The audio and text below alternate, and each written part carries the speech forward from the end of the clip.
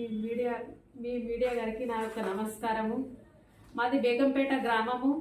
బేగంపేట గ్రామానికి చెందిన దాసరి శివకుమార్ అనే వ్యక్తి ఆ గ్రామంలో నేను ఒక మహిళను నన్ను అన్ని రకాలుగా లోపరుచుకొని నన్ను మోసం చేసి అన్ని రకాలుగా డబ్బు నాకు మాయమాటలు చెప్పి నా దగ్గర ఉన్న బంగారం కానీ డబ్బు కానీ లోపరుచుకొని అన్ని రకాలుగా నేను అడగబోతే ఇంట్లో ఉన్న దాసరి శివకుమారు వాళ్ళ తమ్ముడైన శ్రీనివాసు వాళ్ళ చెల్లె బందారపు సంధ్య వాళ్ళ అమ్మాయిన దాసరి సత్తమ్మ అందరూ అక్రమంగా పట్టపగలు నా ఇంట్లోకి ప్రవేశించి నన్ను చంపడానికి నా ఎంబడి పడి నన్ను అన్ని రకాల చంపుతాం, ఏం చేస్తావు, నిన్ను చంపినా కూడా ఎవరేం చేయలేరు, బంగారం డబ్బులు తీసుకున్నావని అందరికీ చెప్తా ఉన్నావు.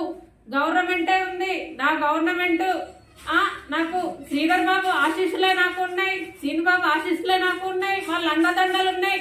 నిన్ను చంపినా కూడా ఎవరు ఏమి చేయలేరు, నేను నిన్ను చంపి అట్లా పోయి ఇట్లా వస్తా అని చెప్పేసి వాళ్ళు ఆ రకంగా నన్ను ఇంట్లోకి వచ్చి నా ఎంబడి పడి మేము చౌరస్తాలో పొద్దున 10 గంటల సమయంలో సీసీ కెమెరాలో కూడా పడడం జరిగింది, 100 మంది చూడడం జరిగింది. నేను ఆ రోజున పరిగెత్తి అక్కడ దొరికితే నన్ను చంపే పరిస్థితి. నేను అక్కడ నుండి అమ్మ వాళ్ళ ఇంటికి వచ్చి లేటుగా ఎట్లా అయిందని చెప్పేసి ఇంట్లో చర్చించుకొని ఫిర్యాదు చేయడం జరిగింది. ఆ తర్వాత నేను సిపి ఆఫీస్కి గోదావరికనికి వెళ్ళడం జరిగింది. అక్కడికి వెళ్ళినాక కూడా నాకు సారు కలవకపోవడంతో అక్కడ కలిసి మళ్ళీ తర్వాత వెళ్ళి కలిసి సార్తో మాట్లాడి నేను అక్కడి నుండి మళ్ళీ డీసీపీ మేడం దగ్గరికి వెళ్ళడం జరిగింది పెద్దపల్లికి. అక్కడ నుండి సిఐ దగ్గరికి రావడం జరిగింది. అక్కడ నుండి ఎస్ఐ గారి దగ్గరికి రామగిరి పోలీస్ స్టేషన్కి రావడం జరిగింది. నాకు ఎక్కడికి వెళ్ళినా కూడా అందరితో చర్చించుకున్న రామగిరి పిఎస్ లో నేను ఆల్రెడీ కేసు ఫిర్యాదు చేయడం జరిగింది. ఆ పిఎస్ కు వెళ్ళిన తర్వాత కూడా నేను దానికంటే ముందే నన్ను చంపడానికి వచ్చినప్పుడు ఒక కాంగ్రెస్ కార్యకర్త దగ్గరికి నేను వెళ్ళినాను. ఆ వెళ్ళిన సమయంలో కూడా నాకు న్యాయం చేయండి అని చెప్పేసి ఇది జరిగింది అని చెప్తే 3 రోజులు కూడా అక్కడికి పిలిపించలేదు. అతను కాంగ్రెస్ కావాల్సిన కార్యకర్తే అక్కడికి రమ్మని పిలిపిస్తే వస్తా అని అక్కడికి రాలేక ఆ కార్యకర్తే 2 రోజుల దాకా ఇంట్లో దాచుకొని మళ్ళా నా పైన స్టేషన్లో కేసు ఫిర్యాదు కావద్దు, కేసు చేయొద్దు, కేసు నమోదు కావద్దు అని చెప్పేసి 3 రోజులు అక్కడ 4 రోజులు లేట్ చేయడం జరిగింది. ఆ జరిగిన తర్వాత కూడా నేను ఎన్ని ఇబ్బందులు అంటే నేను ప్రాణభయంతో సీరియస్ గా ఉన్నా కూడా కేసు అంత తొందరగా వాళ్ళు చేయలేకపోయిర్రు. ఆ రకంగా నన్ను ఒత్తిడి చేసినా కూడా ఆ ప్రాణభయంతో నేను ఇప్పటి వరకు 4 రోజుల నుండి నేను తిండి తిప్పలు లేకుండా, కంటికి నిద్ర లేదు, కడుపుకు తిండి లేదు.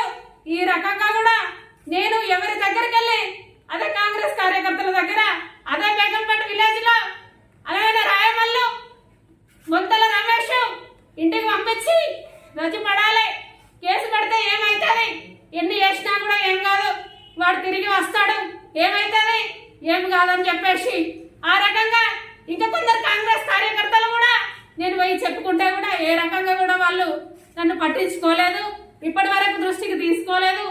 వాళ్ళు కూడా ఖచ్చితంగా నాకు న్యాయం చేయండి అని చెప్పేసి నేను మరికొందరిని కూడా కలవడం జరిగింది. ఎవరెవరిని కలిసిన్నో, ఎవరితోటైతే మాట్లాడినో ప్రతి ఒక్కరి వాయిస్ నా దగ్గర ఉంది. అది కూడా నాకు న్యాయం జరిగిన సమయంలో ప్రతి ఒక్కరి వాయిస్ కూడా నేను బయట పెడతా. ప్రతి ఒక్కరి రాజకీయ నాయకులను కూడా ఎంత పెద్దవాళ్ళనైనా నేను కలిసినా మాట్లాడినా నాకు న్యాయం జరగాలని చెప్పేసి నేను కోరినా. నాకు ఇప్పటి వరకు కూడా నాకు ఎలాంటి న్యాయం జరగలేదు. నేను ఇప్పుడున్న మంత్రి సారు నేను కలవాలని చెప్పేసి నేను హైదరాబాద్కి వెళ్ళి కలవడం కూడా జరిగింది. సార్ నాకు న్యాయం చేయండి, నాకంటే ఒక పని కల్పించాలని చెప్పేసి నేను కోరినాను. 1000% ఖచ్చితంగా నీకు నేను పని కల్పిస్తా అని చెప్పేసి వేడుకున్నాడు. ఖచ్చితంగా పెట్టిస్తాం అని చెప్పేసి అన్నాడు. తను గెలవక ముందు నుంచి కూడా నేను ఫోన్ కాంటాక్ట్ లో సార్తో మాట్లాడడం జరిగింది. ఇది కూడా జరిగిన విషయం నేను అంతకు ముందే చెప్పినాను. ఈ రకంగా జరుగుతుంది, ఇట్లా చేసి అడగబోతే నన్ను బెదిరిస్తా ఉన్నారని. అమ్మ అడుగుతా అని చెప్పేసి అన్నాడు. ఆ రకంగా ఇట్లా సమయంలో వచ్చింది. వచ్చినాక కూడా ఈ సమయంలో ఇంత దూరం వచ్చినాక కూడా ఇప్పటి వరకు కూడా ఎవరు ఎలాంటి చర్య తీసుకోలేదు. నేను మొన్న కూడా మంత్రికి వచ్చినప్పుడు నేను కలవడానికి వచ్చిన సార్ని కలవడానికి అని వచ్చినప్పుడు